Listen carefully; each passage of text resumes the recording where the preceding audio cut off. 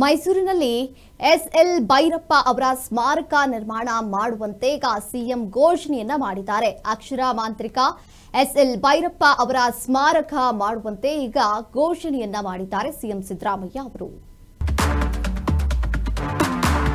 ಮೈಸೂರಿನಲ್ಲಿ ಭೈರಪ್ಪ ಸ್ಮಾರಕ ನಿರ್ಮಾಣ ಸಿಎಂ ಈಗ ಘೋಷಣೆ ಮಾಡಿದ್ದಾರೆ. ಅಕ್ಷರ ಮಾಂತ್ರಿಕ ಎಲ್ಎಸ್ ಭೈರಪ್ಪ ಅವರ ಸ್ಮಾರಕ ನಿರ್ಮಾಣಕ್ಕೆ ಈಗ ಘೋಷಣೆ ಮಾಡಿದ್ದಾರೆ.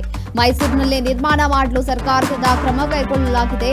ಮಾಧ್ಯಮಕ್ಕೆ ಈಗ ಸಿಎಂ ಸಿದ್ದರಾಮಯ್ಯ ಅವರು ತಿಳಿಸಿರುವಂತದ್ದು. ಎಸ್ಎಲ್ ಭೈರಪ್ಪ ಅವರ ಪಾರ್ಥಿವ ಶರೀರ ಅಂತಿಮ ದರ್ಶನ ಪಡೆದ ಬಳಿಕ ಮಾಧ್ಯಮಗಳಿಗೆ ಪ್ರತಿಕ್ರಿಯೆ ನೀಡಿರುವಂತಹ ಸಿಎಂ ಸಿದ್ದರಾಮಯ್ಯ ಅವರು ಬಿಜೆಪಿ ಅವರು ಹೇಳಿದ ಪ್ರಕಾರ ಮೈಸೂರಿನಲ್ಲೇ ಸಿಎಂ ಸಿದ್ದರಾಮಯ್ಯ ಅವರು ಈ ಒಂದು ಮಾತನ್ನ ಆಡಿದ್ದು, ಅಕ್ಷರ ಮಾಂತ್ರಿಕ ಎಸ್ಎಲ್ ಭೈರಪ್ಪ ಅವರ ಸ್ಮಾರಕವನ್ನ ನಿರ್ಮಾಣ ಮಾಡಲು ಈಗ ಕ್ರಮವನ್ನ ಕೈಗೊಳ್ಳಲಾಗಿದೆ. ಭೈರಪ್ಪ ಅವರು ಬಹುಕಾಲದಿಂದ ದೊಡ್ಡ ಒಂದು ಲೇಖಕರಾಗಿದ್ದಾರೆ. ಮೈಸೂರಿನಲ್ಲೇ ಎಸ್ಎಲ್ ಭೈರಪ್ಪ ಅವರ ಸ್ಮಾರಕ ನಿರ್ಮಾಣವಾಗಬೇಕು ಅಂತ ಈಗ ಸಿಎಂ ಅವರು ಹೇಳಿರುವಂತದ್ದು. ಬಿಜೆಪಿ ಅವರು ಹೇಳಿದ್ರು ಎಂದು ಭೈರಪ್ಪ ಅವರ ಸ್ಮಾರಕ ಮಾಡ್ತಾ ಇಲ್ಲ. ಮೈಸೂರಿನಲ್ಲಿ ಸ್ಮಾರಕ ಮಾಡಲು ನಮ್ಮ ಸರ್ಕಾರ ಕ್ರಮ ಕೈಗೊಳ್ಳುತ್ತಿದೆ. ಭೈರಪ್ಪ ಅವರು ಬಹುಕಾಲ ಮೈಸೂರಿನಲ್ಲೇ ಕಾಲವನ್ನ ಕಳೆದಿದ್ರು, ಹಾಗಾಗಿ ಅಲ್ಲೇ ಸ್ಮಾರಕ ಮಾಡ್ತೇವೆ ಎಂದು ಸಿಎಂ ಈಗ ಮಾಹಿತಿಯನ್ನ ನೀಡಿರುವಂತದ್ದು.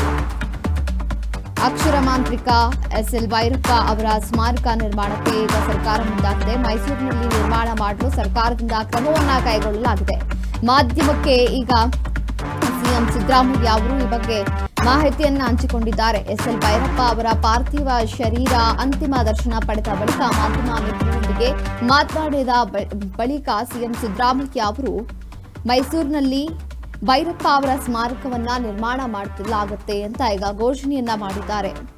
ಇನ್ನು ಬಿಜೆಪಿ ಅವರು ಹೇಳಿದ್ರು ಎಂದು ನಾವು ಭೈರಪ್ಪ ಅವರ ಸ್ಮಾರಕವನ್ನ ಮಾಡ್ತಾ ಇಲ್ಲ. ಮೈಸೂರಿನಲ್ಲೇ ಸ್ಮಾರಕ ಮಾಡಲು ನಮ್ಮ ಸರ್ಕಾರ ಕ್ರಮವನ್ನ ಕೈಗೊಂಡಿದೆ. ಭೈರಪ್ಪ ಅವರು ಬಹುಕಾಲ ಮೈಸೂರಿನಲ್ಲೇ ಕಾಲ ಕಳೆದಿರೋದ್ರಿಂದ ನಾವು ಅವರ ಸ್ಮಾರಕವನ್ನ ಅಲ್ಲಿ ನಿರ್ಮಾಣ ಮಾಡ್ತೇವೆ ಎಂದು ಈಗ ಸಿಎಂ ಸಿದ್ದರಾಮಯ್ಯ ಅವರು ಈ ಬಗ್ಗೆ ಮಾತನಾಡಿರುವಂತದ್ದು. ಸ್ಮಾರಕ ನಿರ್ಮಾಣ ಮಾಡಬೇಕು ಅಂತ ಮನವಿ ಬಂದಿದೆ ಸರ್. ಸ್ಮಾರಕ ನಿರ್ಮಾಣ ಅವ್ರ ಹೆಸರಲ್ಲಿ ಸ್ಮಾರಕ ಮಾಡಿದ್ರೆ ಗೌರವ ಆಗುತ್ತೆ, ಆ ಮನವಿ ಬಂದಿದೆ ಸರ್. ಈಗ ಬಿಜೆಪಿ ಅವರು ಹೇಳ್ತಾರೆ ಅಂತ ಮಾಡಲ್ಲ, ನಾವು ಸ್ಮಾರಕ ಮಾಡಿ ಅಂತ ಕರ್ನಾಟಕದ ಹೆಬ್ಬುಲಿ ಶ್ರೀರಪ್ಪ ಸ್ಮಾರಕ ಮಾಡೋಣ. ಎಲ್ಲಿ ಮಾಡಬೇಕು, ಮೈಸೂರಿನಲ್ಲಿ ಮಾಡಿದ್ರೆ ಒಳ್ಳೇದು ಅಂತ ಅನ್ಕೊಂಡಿದ್ದೀನಿ. ಮೈಸೂರಿನಲ್ಲೇ ಸ್ಮಾರಕ ಮಾಡಲಿಕ್ಕೆ ನಮ್ಮ ಸರ್ಕಾರ ಕ್ರಮ ತಗೊಳ್ತದೆ ಅಂತಕ್ಕಂಥ ಮಾತುಗಳನ್ನು ಹೇಳಲಿಕ್ಕೆ ಬಯಸ್ತೀನಿ. ಸ್ಮಾರಕ ನಿರ್ಮಾಣ ಮಾಡಬೇಕು ಅಂತ ಮನವಿ ಬಂದಿದೆ ಸರ್. ಸ್ಮಾರಕ ನಿರ್ಮಾಣ ಅವ್ರ ಹೆಸರಲ್ಲಿ ಸ್ಮಾರಕ ಮಾಡಿದ್ರೆ ಗೌರವ ಆಗುತ್ತೆ, ಆ ಮನವಿ ಬಂದಿದೆ ಸರ್. ಈಗ ಬಿಜೆಪಿ ಅವರು ಹೇಳ್ತಾರೆ ಅಂತ ಮಾಡಲ್ಲ, ನಾವು ಬಿಜೆಪಿ ಸ್ಮಾರಕ ಮಾಡಿ ಅಂತ ಕರ್ನಾಟಕದ ಹೆಬ್ಬುಲಿ ಶ್ರೀರಪ್ಪ ಸ್ಮಾರಕ ಮಾಡೋಣ. ಎಲ್ಲಿ ಮಾಡಬೇಕು, ಮೈಸೂರಿನಲ್ಲಿ ಮಾಡಿದ್ರೆ ಒಳ್ಳೇದು ಅಂತ ಅನ್ಕೊಂಡಿದ್ದೀನಿ. ಮೈಸೂರಿನಲ್ಲೇ ಸ್ಮಾರಕ ಮಾಡಲಿಕ್ಕೆ ನಮ್ಮ ಸರ್ಕಾರ ಕ್ರಮ ತಗೊಳ್ತದೆ ಅಂತಕ್ಕಂಥ ಮಾತುಗಳನ್ನು ಹೇಳಲಿಕ್ಕೆ ಬಯಸ್ತೀನಿ.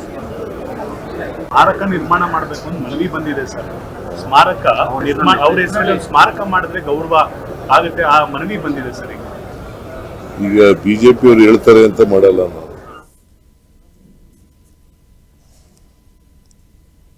ಮೈಸೂರಿನಲ್ಲಿ ಸ್ಮಾರಕ ನಿರ್ಮಾಣ ಮಾಡಲಾಗುತ್ತೆ. ಭೈರಪ್ಪ ಅವರ ಸ್ಮಾರಕ ನಿರ್ಮಾಣ ಮಾಡಲಾಗುತ್ತೆ ಅಂತ ಈಗ ಸಿಎಂ ಸಿದ್ದರಾಮಯ್ಯ ಅವರು ಘೋಷಣೆ ಮಾಡಿದ್ದಾರೆ. ಭೈರಪ್ಪ ಅವರ ಪಾರ್ಥಿವ ಶರೀರದ ಅಂತಿಮ ದರ್ಶನ ಪಡೆದ ಬಳಿಕ ಮಾಧ್ಯಮ ಮಿತ್ರರೊಂದಿಗೆ ಮಾತನಾಡಿದ ಸಿಎಂ ಸಿದ್ದರಾಮಯ್ಯ ಅವರು ಎಸ್ಎಲ್ ಭೈರಪ್ಪ ಅವರ ಸ್ಮಾರಕವನ್ನ ನಿರ್ಮಾಣ ಮಾಡಲಾಗುತ್ತೆ ಅಂತ ಘೋಷಣೆಯನ್ನ ಕೂಗಿದ್ದಾರೆ. ಇನ್ನು ಈ ಬಗ್ಗೆ ಬಿಜೆಪಿ ಅವರು ಹೇಳಿದ್ರು ಎಂದು ನಾವು ಭೈರಪ್ಪ ಅವರ ಸ್ಮಾರಕವನ್ನ ಮಾಡ್ತಾ ಇಲ್ಲ. ಮೈಸೂರಿನಲ್ಲೇ ಸ್ಮಾರಕ ಮಾಡಲು ನಮ್ಮ ಸರ್ಕಾರ ಕ್ರಮವನ್ನ ಕೈಗೊಂಡಿದೆ. ಹಾಗಾಗಿ ನಾವು ಭೈರಪ್ಪ ಅವರು ಬಹುಕಾಲ ಮೈಸೂರಿನಲ್ಲೇ ಕಾಲ ಕಳೆದಿರೋದ್ರಿಂದ ನಾವು ಅವರ ಸ್ಮಾರಕವನ್ನ ಮೈಸೂರಿನಲ್ಲಿ ಮಾಡಬೇಕು ಅಂತ ತೀರ್ಮಾನವನ್ನ ತೆಗೆದುಕೊಂಡಿದ್ದೇವೆ. ಹಾಗಾಗಿ ಸ್ಮಾರಕವನ್ನ ಇಲ್ಲೇ ನಿರ್ಮಾಣ ಮಾಡಲಾಗುತ್ತೆ ಅಂತ ಈಗ ಸಿಎಂ ಸಿದ್ದರಾಮಯ್ಯ ಅವರು ಈ ಬಗ್ಗೆ ಮಾತಾಡುತ್ತಿದ್ದರು.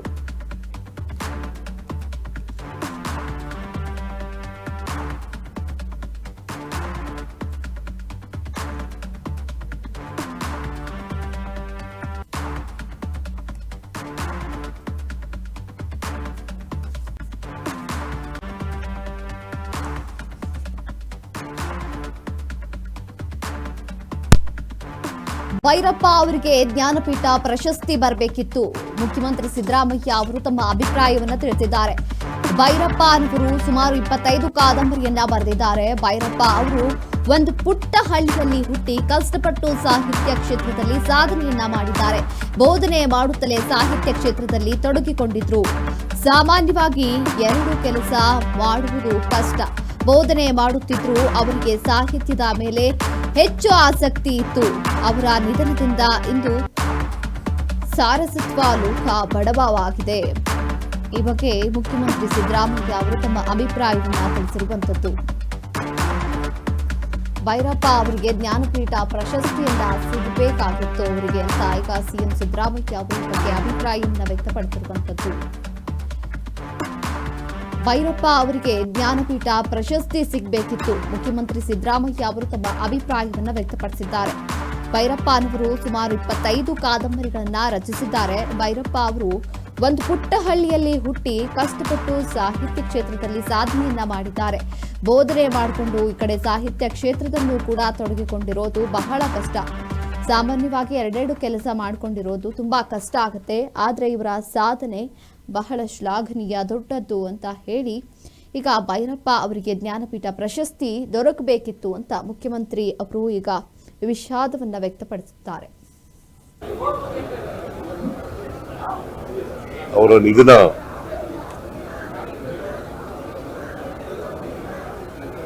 ಅವರ ನಿಧನದಿಂದ ಸಾರಸ್ವತ ಲೋಕ ಬಹಳ ಬಡವಾಗಿದೆ. ಅವರು ಸುಮಾರು 25 ಕಾದಂಬರಿಗಳನ್ನು ಬರೆದಿದ್ರು. ಮೈಸೂರಿನಲ್ಲೇ ಹೆಚ್ಚು ಕಾಲ ಇದ್ರು. ಓದದ್ದು ಮೈಸೂರಿನಲ್ಲೇ.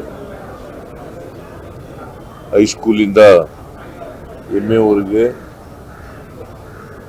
ಮೈಸೂರಿನಲ್ಲೇ ಅವರು ವಿದ್ಯಾಭ್ಯಾಸ ಮಾಡಿರ್ತಕ್ಕಂಥದ್ದು. ಸೊ ಮೈಸೂರು ಅವರ ಕರ್ಮ ಸ್ಥಳ. ಅವರ ಕಾದಂಬರಿಗಳು 40 ಭಾಷೆಗಳಿಗೆ ತರ್ಜುಮೆಯಾಗಿದ್ದಾವೆ. ಬಹುಶಃ ಇಷ್ಟೊಂದು ಭಾಷೆಗಳಿಗೆ ತರ್ಜುಮೆ ಆಗಿರ್ತಕ್ಕಂಥ ಕಾದಂಬರಿಕಾರರು ಬಹುಶಃ ಭೈರಪ್ಪನವರು ಒಬ್ಬರೇ ಅಂತ ಅನ್ಸುತ್ತೆ ನನಗೆ. ಬಹಳ ಕಷ್ಟಪಟ್ಟು ಮೇಲಕ್ಕೆ ಬಂದಿದ್ರು.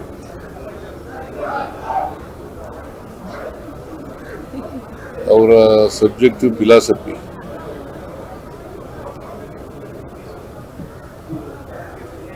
ಆದರೆ ಸಾಹಿತ್ಯ ಕ್ಷೇತ್ರದಲ್ಲಿ ಬಹಳಷ್ಟು ಖುಷಿ ಮಾಡಿದ್ರು. ಬಹಳ ಆಶ್ಚರ್ಯ ಏನಪ್ಪಾ ಅಂತಂದ್ರೆ, ಬೋಧನೆ ಮಾಡ್ತಾ ಸಾಹಿತ್ಯ ಖುಷಿನೂ ಕೂಡ ಮಾಡ್ತಾ ಇದ್ರು. ಸಾಮಾನ್ಯವಾಗಿ 2 ಕೆಲಸ ಮಾಡೋದು ಕಷ್ಟದ ಕೆಲಸ. ಅಂಥದ್ರಲ್ಲಿ 2 ಕ್ಷೇತ್ರದಲ್ಲಿ ತಮ್ಮನ್ನು ತೊಡಗಿಸ್ಕೊಂಡ್ರು ಕೂಡ ಸಾಹಿತ್ಯ ಕ್ಷೇತ್ರದಲ್ಲಿ ಆಸಕ್ತಿ ಇತ್ತು ಅವರಿಗೆ. ಅವರು ಅದಕ್ಕೆ ಕಾದಂಬರಿಗಳನ್ನ ಬರೆಯೋದು ನನ್ನ ಆತ್ಮತೃಪ್ತಿಗೆ ಅಂತ ಹೇಳ್ತಾ ಇದ್ರು.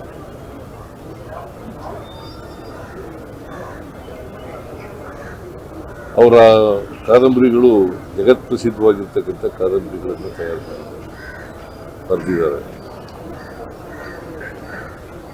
ನಾನು ಎಲ್ಲ ಕಾದಂಬರಿಗಳನ್ನು ಓದಕ್ಕಾಗಿಲ್ಲ, ಕೆಲವು ಕಾದಂಬರಿಗಳನ್ನು ಮಾತ್ರ. ಸೊ ಇವರು ನಮ್ಮನ್ನೆಲ್ಲ ಅಗಲಿದ್ದಾರೆ. ಅವರ ಧರ್ಮಪತ್ನಿ ಇನ್ನೂ ಕೂಡ ಬದುಕಿದ್ದಾರೆ. ಅವರ ಮಕ್ಕಳು ಕೂಡ ಇದ್ದಾರೆ.